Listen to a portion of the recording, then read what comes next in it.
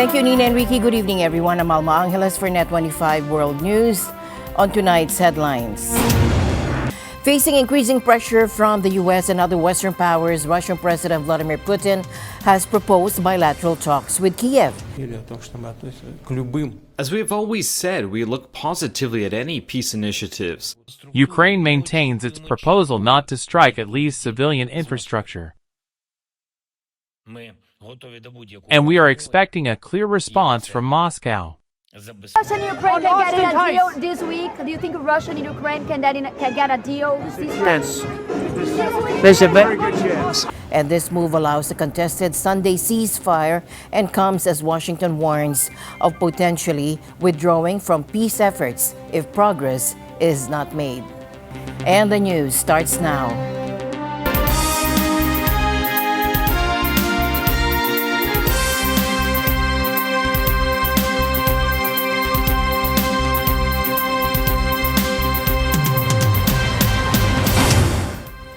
Facing increasing pressure from the U.S. and other Western powers, Russian President Vladimir Putin has proposed bilateral talks with Kiev. And this move allows a contested Sunday ceasefire and comes as Washington warns of potentially withdrawing from peace efforts if progress is not made. Russian President Vladimir Putin on Monday proposed bilateral talks with Kyiv for the first time in years and said he was open to more ceasefires after a one-day truce. Putin's comments come as he faces pressure from Washington to show a willingness to make peace in Ukraine. Speaking to a state TV reporter, he said Moscow was open to any peace initiatives and expected the same from Kyiv. As we have always said, we look positively at any peace initiatives. We hope that the representatives of the Kyiv regime will also feel the same way. However, we have seen the initial reaction. I think everyone has noticed it. There was a statement published according to which our proposal was seen as a game with fates, with people's lives, and so on. But apparently there was someone smarter there who suggested, most likely from foreign overseers, that rejecting such initiatives is a losing position for the Kyiv regime, and they quickly agreed. Both countries accused the other of violating Putin's truce, which Kyiv had largely dismissed from the outset as a stunt. Washington said it would welcome an extension of the truce. Zelensky, who has called for it to be extended to a 30-day ceasefire on civilian targets, said continued Russian attacks during Sunday's ceasefire showed Moscow was intent on prolonging the war. Україна зберігає свою пропозицію не завдавати ударів щонайменше по цивільній інфраструктурі. Ukraine maintains its proposal not to strike at least civilian infrastructure. And we are expecting a clear response from Moscow. We are ready for any conversation about how to achieve this. There is an obvious, simplest, and most reliable path to stop missile and long-range drone strikes, which would automatically ensure the protection of all civilian infrastructure. A ceasefire, real and lasting, must be the first step toward a reliable and enduring peace. When asked about Zelensky's proposal, Putin said Russia should look into it. His spokesman later confirmed that Putin was referring to the possibility of direct talks with Ukraine. Separately, Zelensky confirmed Kyiv was sending a delegation to London to meet with the United States and other Western countries on Wednesday, follow-up from last week's meeting in Paris. In his statement on X, Zelensky made no reference to Putin's remarks on bilateral talks. Russia rejected a proposal from U.S. President Donald Trump last month for a full 30-day ceasefire, which Ukraine had accepted. The two sides are not known to have held any such talks since a failed peace effort in the early months of the war 3 years ago. Trump and Secretary of State Marco Rubio both said on Friday that Washington could walk away from peace talks in Ukraine altogether. If for some reason one of the two parties makes it very difficult, we're just going to say you're foolish, you're fools, you're horrible people, and we're going to just take a pass. But hopefully we won't have to do that. Trump took a more optimistic view on Sunday, saying that hopefully the two sides would make a deal this week. Russia and Ukraine can get in a deal this week. Do you think Russia and Ukraine can get a deal this week? Yes. There's a very good chance. Are you happy with Across Europe, governments are accelerating arms production and even reconsidering nuclear sharing to counter perceived threats. and to do so with or without Washington's backing, raising the pivotal question of whether this buildup truly secures peace or inches the continent closer to war. London has unveiled a war-footing production model to massively boost domestic manufacture of RDX explosives and propellants, key components in artillery shells and missiles, to build bigger stockpiles and cut reliance on U.S. and French imports. BAE Systems is setting up multiple containerized production sites, including a new facility in Glasgow, Wales, to increase output up to 16-fold. This push for self-reliance responds directly to concern about U.S. reliability under President Trump, ensuring Britain won't be caught off guard if American support wanes. Paris, which only last month restored domestic gunpowder production to supply Ukraine and shore up its own defenses, may view London's bid for munitions independence as a strain on decades-long collaboration. Polish President Andrzej Duda has formally asked France to station nuclear warheads on Polish soil, arguing that a French deterrent would better shield Poland from Russian aggression. And this follows an earlier appeal to the U.S. to transfer nuclear weapons under NATO's sharing program, underscoring Warsaw's search for the most dependable guarantor.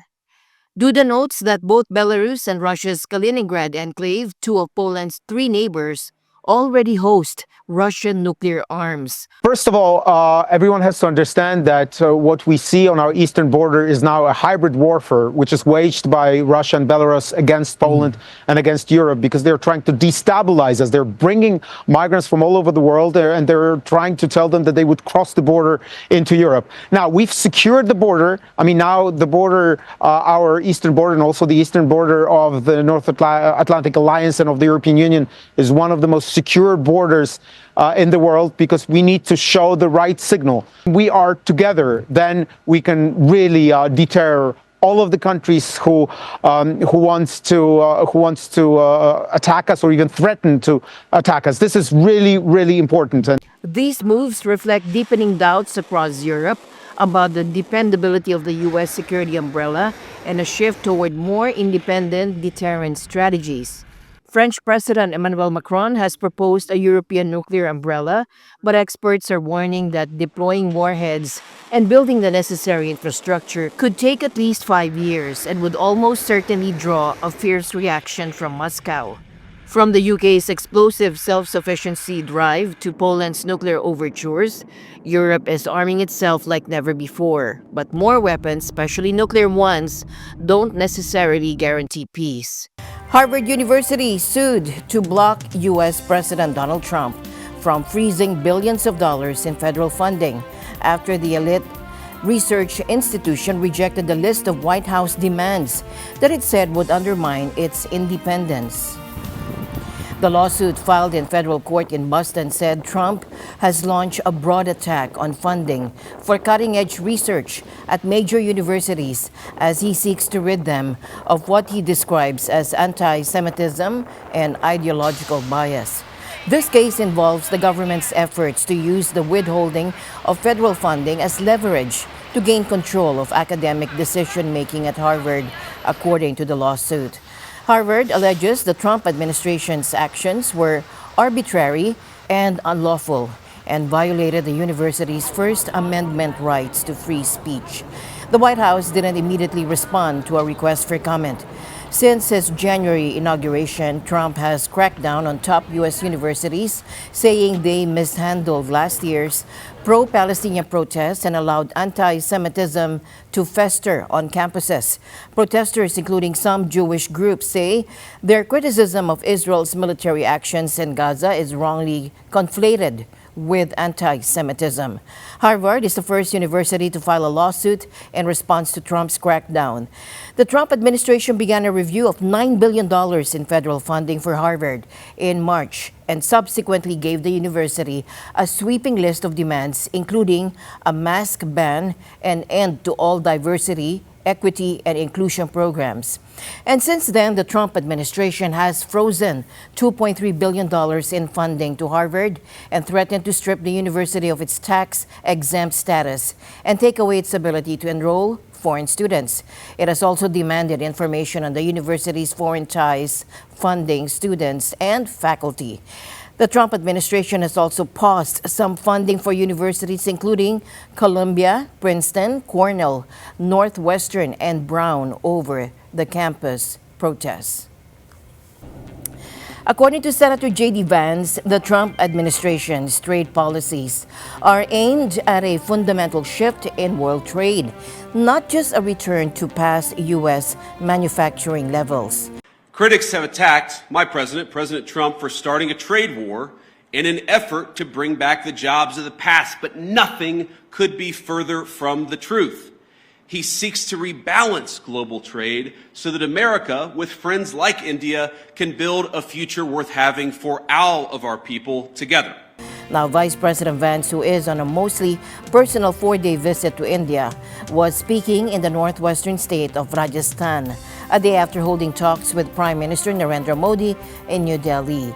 And his trip comes at a time when India is rushing to clinch an early trade deal with the U.S., its largest trading partner, before the end of the 90-day pause on the steep tariffs announced by President Trump's administration. And we are especially excited to formally announce that America and India have officially finalized the terms of reference for the trade negotiation. I think this is a vital step. We, of course, want to collaborate more. We want to work together more. And we want your nation to buy more of our military equipment, which, of course, we believe is the best in class. We welcome the Modi government's budget announcement to amend India's civil nuclear liability laws, which currently prevent U.S. producers from exporting small modular reactors and building larger U.S.-designed reactors in India. There's much that we can create, much that we can do together. We believe that American energy can help realize India's nuclear power production goals. U.S. stocks suffered steep losses as U.S. President Trump ramped up his attacks on Federal Reserve Chairman Jerome Powell. The president's tirade has prompted investors to worry about the central bank's independence, even as they grapple with the effects of Trump's ongoing erratic trade war. Now, all three major indices tumbled. The S&P 500 dropped 2.36%, the NASDAQ Composite is down 2.55%, and the Dow Jones Industrial Average fell 2.48%. Thomas I. Likeness for more. Trump has been criticizing Powell since last week, saying interest rates have to come down immediately to stave off an economic slowdown. On Friday, he took aim at Powell again, saying rates should be cut. Prices are coming down, not going up. Only the fake news says they're going up. The only thing that's even are interest rates. And if we had a Fed chairman that understood what he was doing, interest rates would be coming down too. He should bring them down. Monday morning, in a social media post, the president doubled down on that, threatening to fire Powell. After trading ended Monday, Brian Crawes, who heads Scharf Investments, says Trump's tirade has rattled the markets. Today with stocks, it's another ugly day. You had some tweets or Truth Social posts from the president of the United States threatening to fire Jay Powell. This is a continuation of the tariff and policy uncertainty. We've seen policy uncertainty now is well above where it was even during COVID, and with the potential for Jay Powell being fired, which would be unprecedented. That's really causing investors to really worry today. Columbia University professor Jeffrey Sachs shares that view. He says Trump's chaos is scaring off investors. I think the markets are reacting to our president, clearly. The policies are absolutely erratic. There is no strategy. The attacks on the Fed, the tariffs on, off, the huge fiscal deficits without any strategy whatsoever to get them under control. All of this is weighing heavily on the mood of the markets and on the public mood as well. Sachs goes on to say that Congress should find its voice and take back its responsibilities. He says Trump has simply pushed Congress aside. Trump is acting as if he has all the power right now.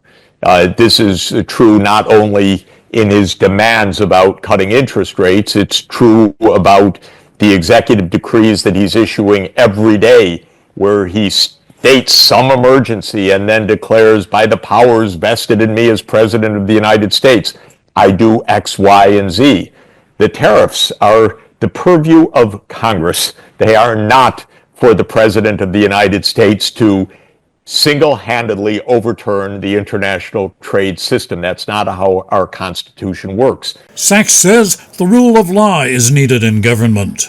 The Federal Reserve, which is the U.S. central bank, is an independent agency, and investment manager Krawes says there's a danger when politicians meddle in a country's monetary policy. If politics starts getting into monetary policy, you now, as a foreign investor, even a U.S. domestic investor, can't necessarily trust that your interest as a bondholder will be respected. And so that's a potential risk for the dollar and a potential risk for interest rates. All of this feeds into fears within the stock market as well, because everything levers off of the U.S. Treasury. You're seeing rates tick up here, even with a risk-off market. Krawes says he hopes all of Trump's talk is just noise, adding most investors are assuming that Powell will fill out his term as Fed chairman. But until the chaos in the White House is brought under control, U.S. markets will likely continue to experience wild swings.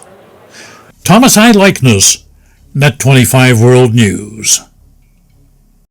The independence of the Federal Reserve is under scrutiny as President Trump reportedly studies options to oust Chair Jerome Powell, stemming from disagreements over interest rate cuts. Take a look.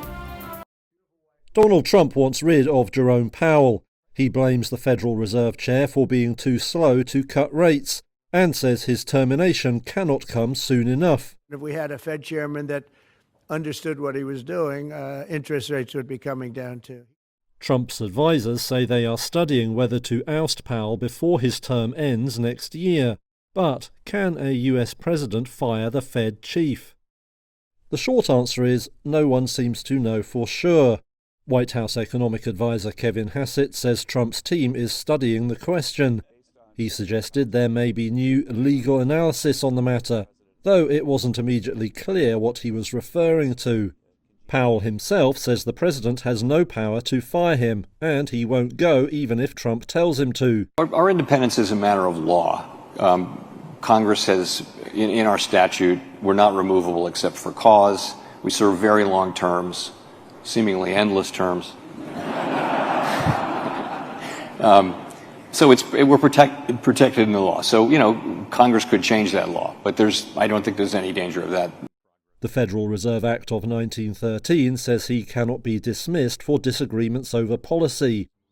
But all eyes are on a case now at the Supreme Court, looking at whether Trump overreached in firing 2 Federal Labor Board members. That could set a precedent for the Fed too, though Powell thinks not. I don't think that decision will apply to the Fed, but I don't know. It's a situation that we're monitoring carefully.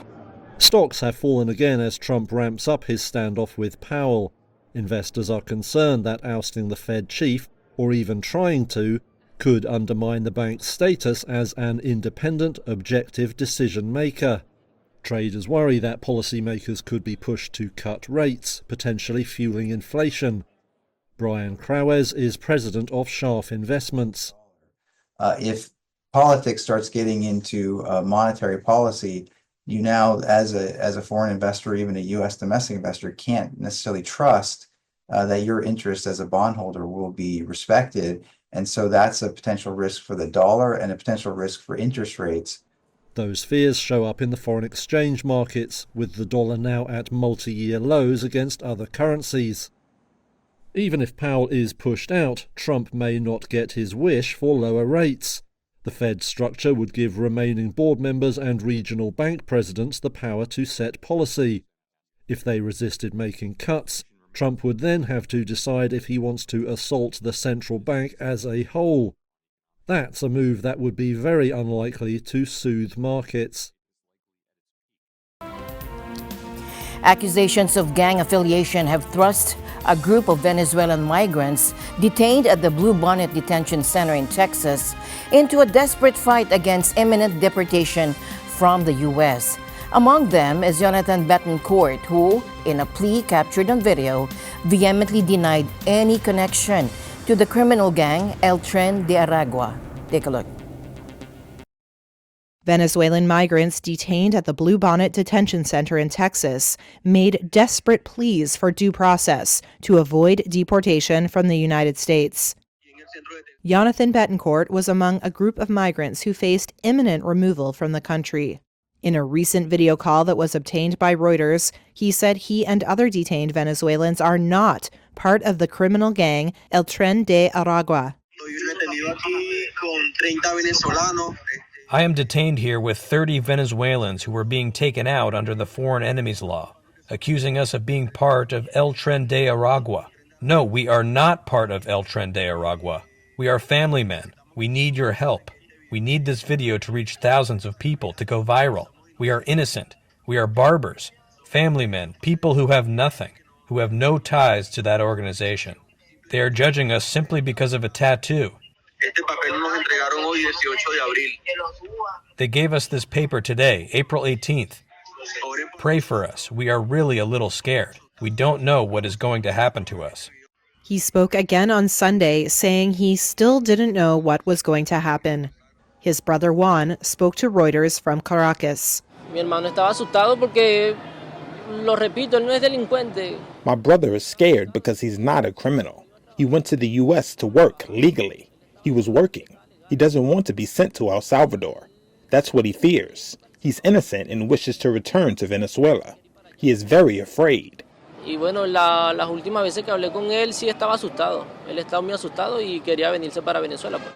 with the American Civil Liberties Union, who are representing the migrants, urged the U.S. Supreme Court on Monday to maintain its block on the deportations to El Salvador. The lawyers said President Donald Trump's administration was prepared to carry out the deportations under the Alien Enemies Act without judicial review and contrary to the Supreme Court's prior orders.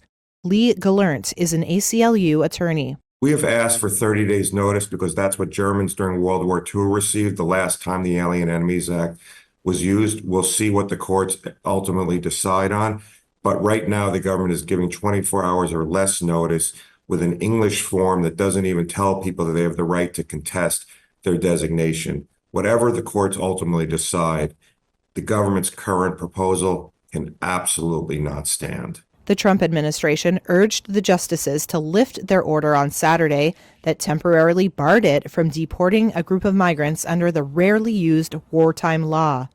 In a statement over the weekend, the White House said, quote, "We are confident in the lawfulness of the administration's actions." The Trump administration has already deported more than 200 Venezuelan and Salvadoran men it claims are gang members to a maximum security prison in El Salvador.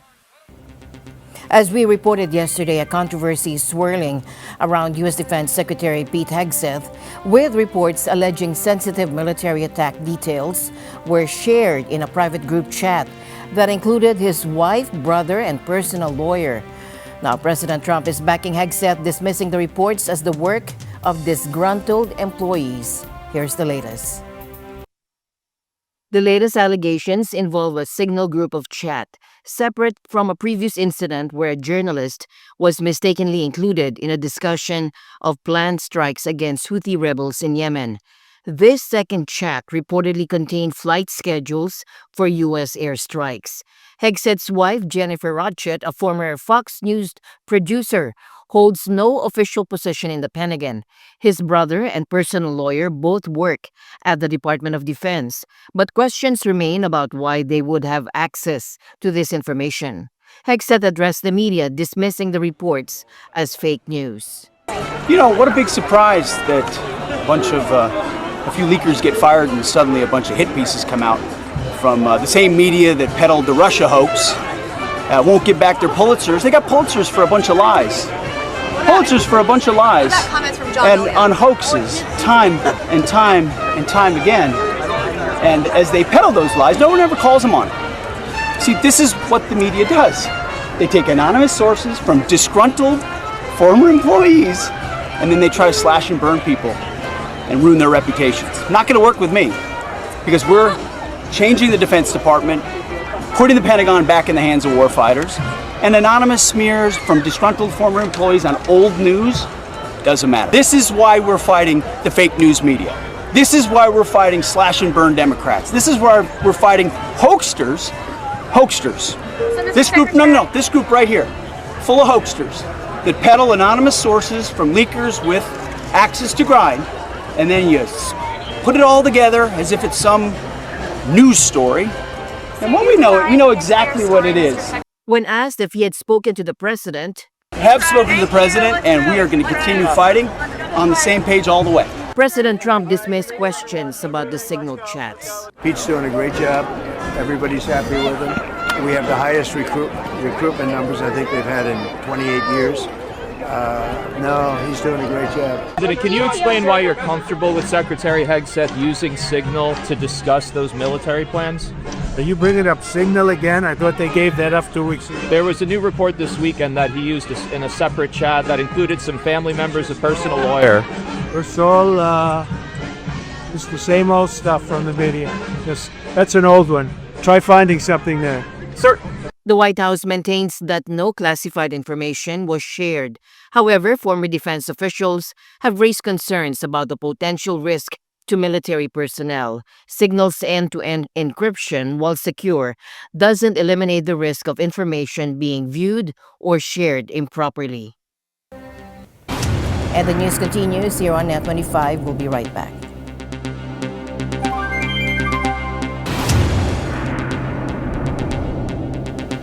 Sending astronauts on long journeys to Mars presents a monumental logistical challenge, especially when it comes to food. But scientists in the UK believe the answer lies in taking a miniature farm with them.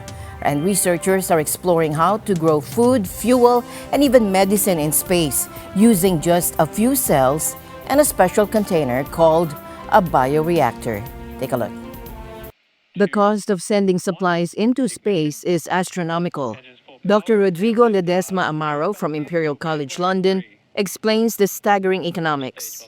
So this project is about how we can produce the food we need if we want to travel in space, if we want to colonize other planets. It's really difficult to bring everything we need from Earth. Just think that an astronaut consumes between half a kilo and 1.5 kilograms of food per day, and every kilogram we ship to space can be $20,000 US dollars. So imagine every meal can be something like $10,000. The solution, according to Dr. Ledesma Amaro, lies in harnessing the power of tiny organisms. So the solution is using microbes, so microorganisms such as bacteria or yeast, that we are currently using on Earth to make some of these products already. So we can do microbial foods, we can produce ingredients like vitamins that are required for human health. If we bring a tiny little cell out in space, that cell can then grow and produce everything we need. Their concept is now being tested in space. Europe's first commercial returnable spacecraft, Phoenix 1, launched aboard a SpaceX Falcon 9 carrying a miniaturized automated laboratory called Space Lab. Akhil Shamul, CEO of Space Lab's developer, Frontier Space, highlights the crucial factor in space travel. Lab in a box, fundamentally, is a bio and wet chemistry lab like what you see here, essentially. It has fluidic control, thermal control, the pressure is controlled, the atmosphere is controlled. And what we're trying to do is really bring it back down and miniaturize them and make them automated. For the fundamental reason is that mass per kilogram is the unit economics of space. The heavier it is, the more expensive it will be. And what we're trying to do is reduce the cost and make it more accessible. Dr. Ledesma Amaro explains what this space-bound experiment involves. So they look like the one I have behind me. So this is a bioreactor. They're actually growing cells of yeast that are producing a particular vitamin precursor. And they can be collected, extracted, and consumed. So for space, this is very difficult to bring. So we need to rethink how this bioreactor may look like. Frontier Space is developing the specialized equipment needed for this extraterrestrial farming. So this is where the great collaboration with Frontiers Space is coming along, and they are developing devices that will work in space as our bioreactors work in our planet. And they look like something like that, but smaller, more modest. Looking ahead, Shamsul envisions a future where these space-based bioreactors become essential for long-term human presence beyond Earth. But what we're seeing now is that the whole space infrastructure is getting built. So we're going to have commercial space station. We have much more regular uplift and downlift capability that enables us to really build and permanently station our bioreactors. The data from this initial mission will be crucial in refining the technology, potentially paving the way for astronauts to cultivate everything from biodiesel to even vanilla ice cream on their long voyages. And with that, we end tonight's broadcast. For everyone here on NET25, I'm Alma Angeles. Thank you for joining us. Good night.